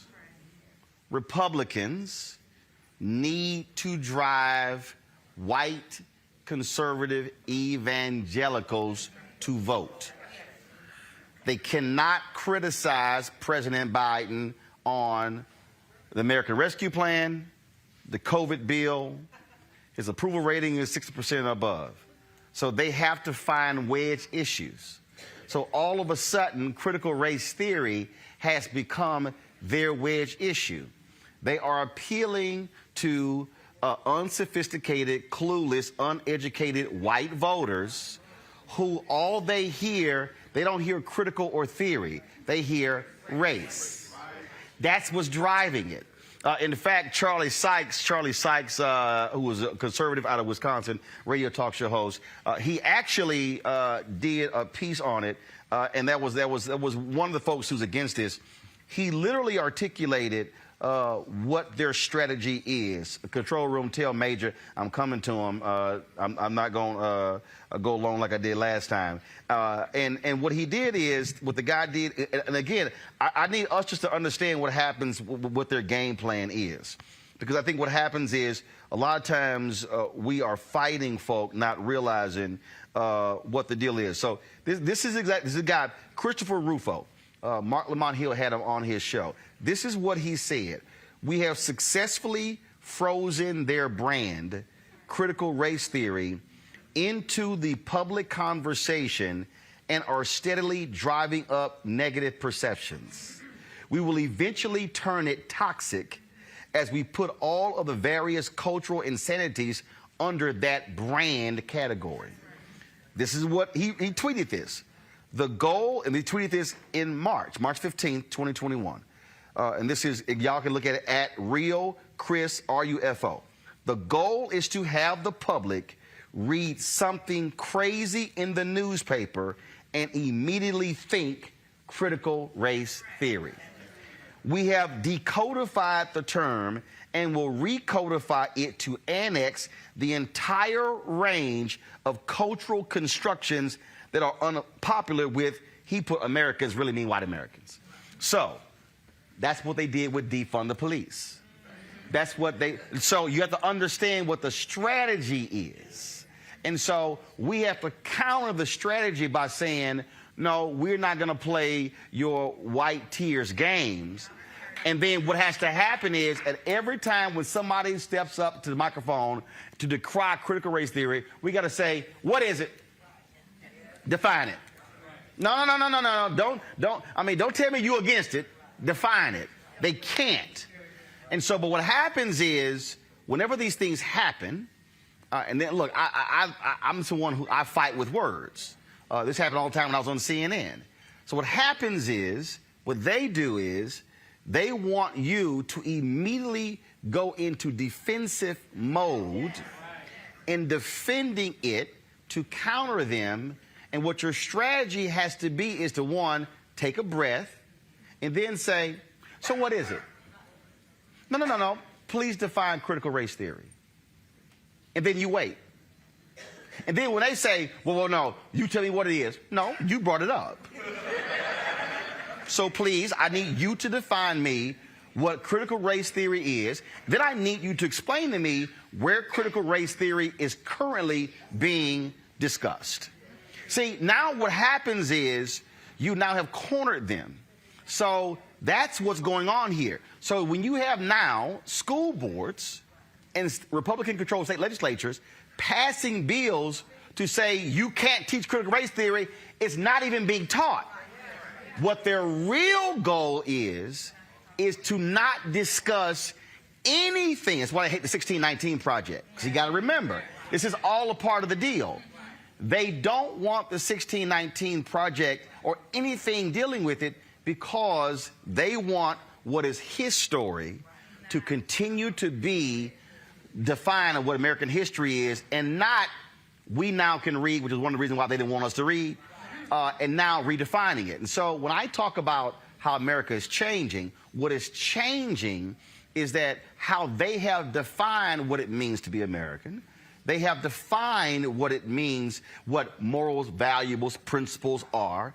What happens now is black people get to say, oh, no, we can talk now. Latinos say, we can talk now. And so we now get to define what American values are. So when we say American values, we have to learn to begin to say, no, those are white American values. And so that's why they reacted the way they did with Colin Kaepernick and the flag. But see, you realize none of them wanted to talk about Jackie Robinson in his book, I Never Had It Made, when he said why he did not stand for the flag, nor did he cite the Pledge of Allegiance. But see, they're going to criticize Jackie. Because, see, they love Jackie because Jackie is a civil rights mascot that they put on just like Dr. King, that how basically is like a civil rights bobblehead. They don't want to deal with that Jackie. And so we have to understand what their game is. And so that's why OANN, Fox News, Newsmax, Conservative Talk Radio, they want us to be on the defensive with them on race. We have to understand. It's like when I had the white supremacists on my show, Richard Spencer. See, the whole bunch of clueless-ass black people were like, oh, when he asked you, who were you? You told him you were a man, a Christian man, and you a black man. I say, no, dumbass, you don't know how to debate. He was expecting me to say I'm a black man. But when I hit him with I'm a man, if they watch the video, he was like, then when I said Christian man, he went, then his whole, where he was about to go, he was completely thrown off track. I said, so for y'all who don't know how to debate, I forced him to change his whole deal. Now he was kind of like, damn, hold on, I'm a man too. I'm a Christian man too. See, so he was waiting for that. So we have to be very cognizant of what their games are.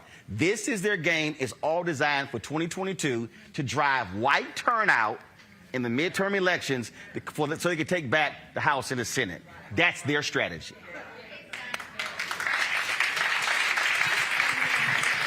I know, hey, Major, I know you're holding. I was going to go to a break. I'm going to go to you right now. My man, Major, how you doing?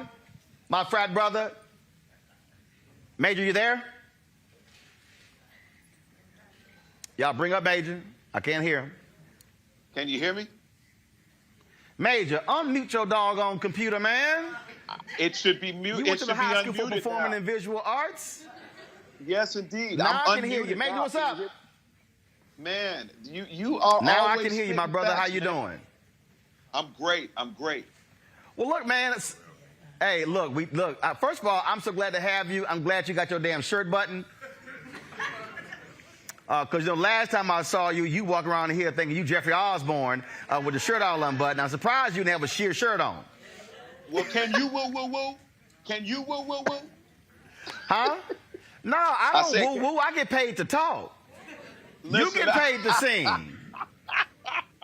Listen, man, I'm super honored. I'm super honored to be here with you, man. I'm loving the work that you do. I've always loved it. Found out we're basically like cousins in another space, but you know, it's good to be here, brother. Celebrating 5 years. Why I love you.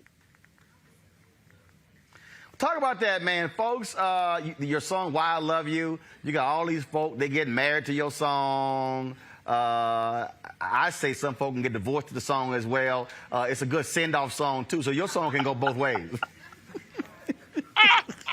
Listen, it honestly is. The song is a reality check. If you don't have a love that is founded in reciprocity, understanding that if both people are giving, nobody's left empty, it's a love that isn't one that you should continue keeping, because that's a dysfunctional love right there.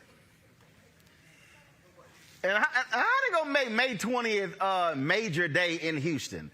Sylvester Turner, the mayor, of course, our Alpha brother. So you got your own day. So did any rights come with it that you get to like park illegally? You know, I mean, did you like not pay your water bill? Roland, there's tons of privileges. We don't speak about them. We just rise up in them. If you know what I mean.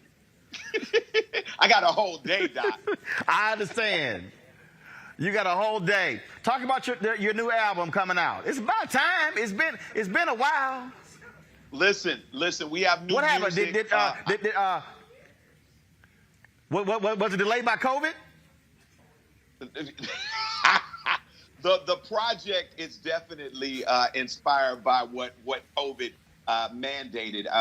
COVID mandated a stillness, a sit down, take introspection, and just accountability for how we contribute to the way in which this world operates. But the song that I have coming out soon at the end of June is actually in conjunction with season 5 of Black Love on OWN. It's a song called Baby Will You Love Me. It's got, you know, that soul, that funk. It feels really good. Kind of puts you in the vein of Leave the Door Open with Bruno Mars and Anderson .Paak. Okay, all right, I see you. Now, also, for folks who don't know, you also are very much, we've been talking about voting, of course. Deborah Peoples is running for mayor here in Fort Worth. The runoff is June 5th. You put out a voting video. I rerun that as well, and so you understand how important this is, too. Absolutely, absolutely. No vote, no voice. Don't expect to have opinion. Don't expect for people to understand your plight if you're not stepping into this democratic opportunity to make certain that your voice is counted. Well, Major, so the new work drops at the end of June. What's the name of it? And then is it for pre-sale right now? No, it's not pre-sale right now. Baby, Will You Love Me? It's been teased right now in the Black Love series on OWN right now. Man, just stay tuned. It's a lot of great stuff. I don't know if you saw your brother in as Curtis Mayfield in the Genius Aretha series now on Hulu, starring Cynthia Erivo. But, man, I'm putting in work, man. So stay tuned for new music, new TV and film stuff. We doing it, man. Okay. Well, man, certainly glad to hear that. And so, look, you got to sing a little something, the 5th anniversary of your hit song. So go ahead and sing a little bit before I come back to close it out here in Fort Worth. I found love in you, and no other love would do. Every moment that you smile chases all the pain away. Forever and a while, in my heart is where you'll stay. This is why I love you. This is why I love you. Yeah, baby. All right, then. Major, always good to see you, my brother. Representing H-Town, representing Alpha. You know, the rest of those fraternities are youth groups. There's only one real fraternity. Listen. We make room for the rest, but we know who's first. You know, we just let them know. Is Scott Bolden still there? Scott Bolden, you still there? Kappa's in the house. Nuke's in the house. Oh, man, that's unfortunate. Yeah, no, Lil Kappa's in the house. No, it's all love. It's all love. You know what? If it wasn't your show, Scott, I'd this is say how more. Scott, I keep telling you, without Alpha, y'all be known as Kappa Psi.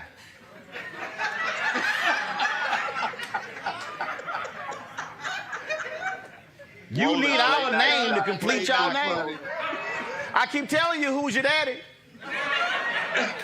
Roland, play nice, Doc. They know. No, Major, I don't play nice.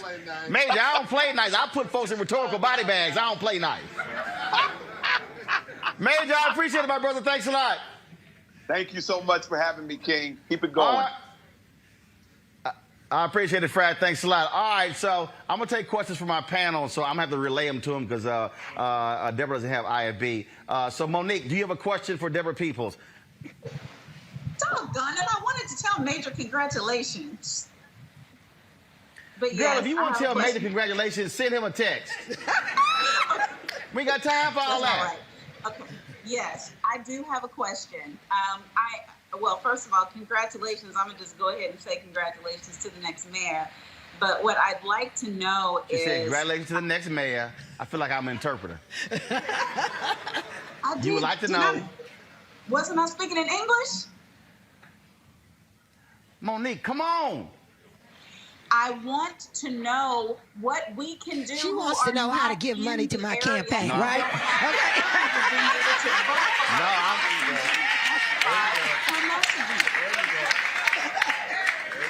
All right, so Monique said, folks can't vote for you. How can they help with your messaging?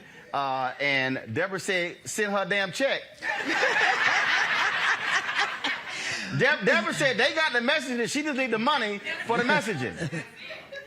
But also tell Monique she can tweet about me. She can go on social media. She can tell people about my campaign. Tell them to go look up Fort Worth so they know we are the 13th, soon to be the 12th largest city in the country. And I know it hurts people's feelings in Atlanta and D.C. and New Orleans, and my New Orleans family is here tonight, but we're bigger than all of that. And so we are a city to be reckoned with, and we're going to be do great things when I am mayor. But I'm a Deborah, D-E-B-O-R-A-H. It's Deborah Peoples for mayor.com. You can read all about me. You can donate to the campaign. You can sign up to volunteer. We do phone banks. And wherever you are, Monique, you can make calls from wherever you are. Hey, Scott, you going to send a check, Yes, sir. Scott. Scott, look, Deborah, his name is Scott Bolden. Sure. Okay, all right. His name, he gets a lot of Democrats. His name is, he ran for mayor in D.C. He got about 11 votes. But so true. Scott Bolden. So everybody who works, I thought you ran for mayor. There's Dr. Michael Brooks, my treasurer, Scott Bolden, Dr. Brooks. Right, okay. So Dr. Michael Brooks, in the next 48 hours, you should see, in the next 48 hours, Scott, Aloysius Scott Bolden, in the next 48 hours, they should see your name appearing on that website with donations, Scott. Hey, I'm going to give to her if you pledge your love for Cap. Pledge your love You for said Cap. you're going to give to her about $1,000. if I pledge my love. Wait, you said if you're going to give her $1,000 if I pledge my love to Kappa. Yes. Is that what you said? Is that what you said? Take one for the team. Is that what you said? I'll give her, hey, watch this. I want to be clear. I'll give her $2,000 Go ahead. if you pledge your love to Kappa right now.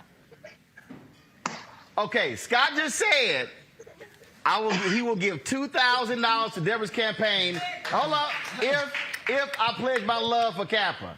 I got this here. I love kicking Kappa's ass. Boom. I just pledged my love to Kappa. See, Scott, You got to be specific with your question. Your question, your request was too general. No. The key phrasing was my love to Kappa. I use love and Kappa in the same sentence. But Am I lying? kicking ass too. You can't kick somebody. Scott, that's what happens when an alpha outsmarts you Kappas. Hold up, Scott. We alphas love to outsmart you Kappas. See, I did it twice. Send that $2,000, and they gonna let me know in the next 48 hours. Matter of fact, Scott, get a website right now. Scott, pull your credit card out right now. Open up another window on your computer and send the money right now. And they're going to let me know if it hit. Now, come on, pull your American Express card out. Deborah, give Scott the website. Deborah, D-E-B-O-R-A-H, Peoples, P-E-O-P-L-E-S, formayor.com. And Scott, I am sending you some Delta love. Good. Hey, Scott, ain't your wife a Delta? Scott, ain't your wife a Delta? No, she's. Scott, is your wife a Delta or AK? No, she's not. She ain't Greek? But I don't know why she married you. All right. Hey, Robert Patillo, sell one of them 45 guns you have and send that money to Deborah. Robert Patillo, no, Scott, you don't get a question. You got to send a check. No, Scott, what? What's your question? I can't ask her a question? Damn! No, Scott, you want to ask a question, you got to send 3,000. See? The price go up. What you want to do? See, he ain't trying to ask a question now.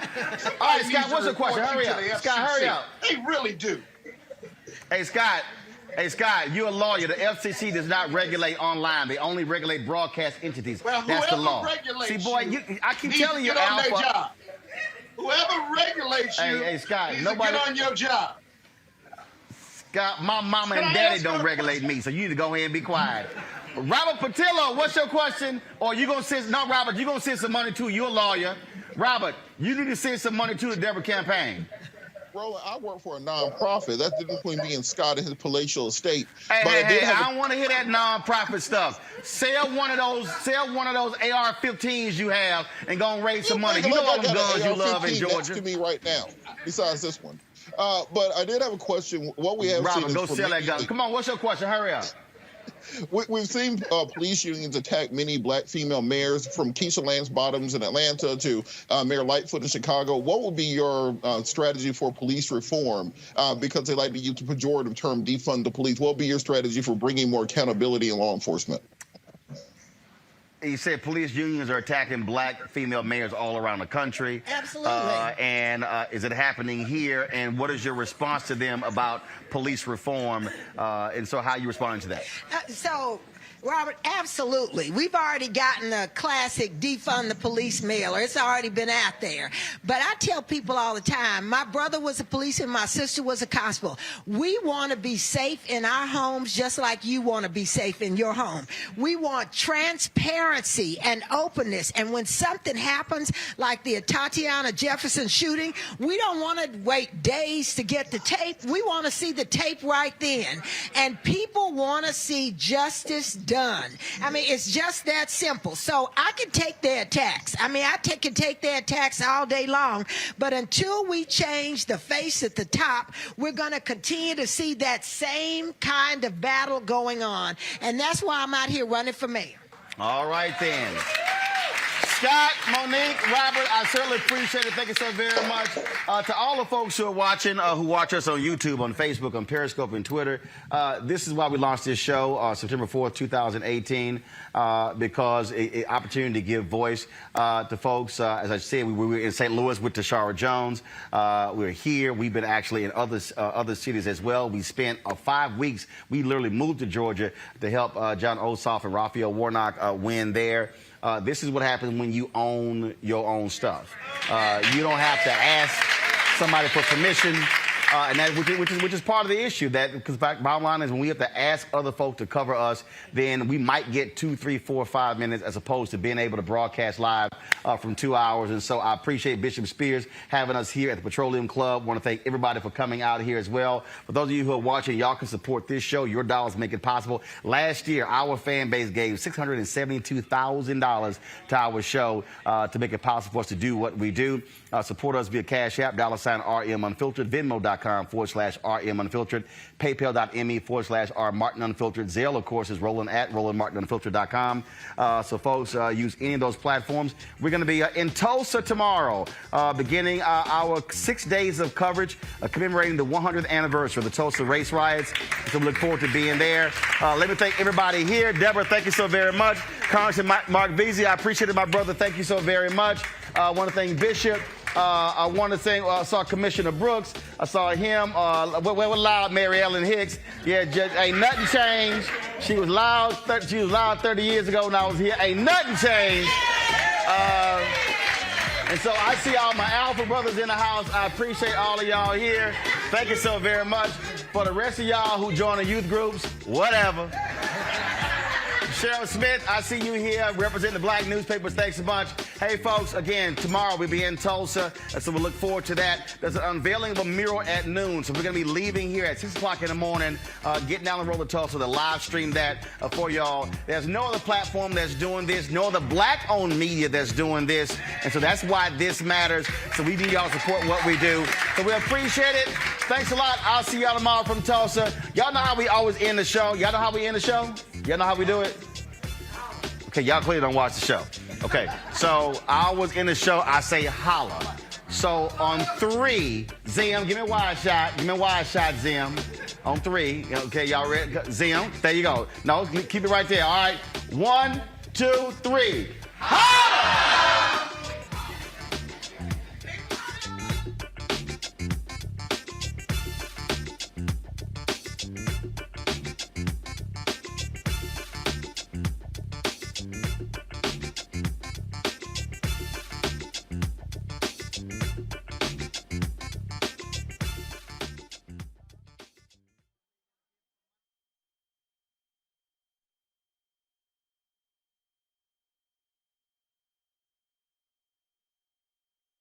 And how you, the nation's largest financial institutions, use other people's money.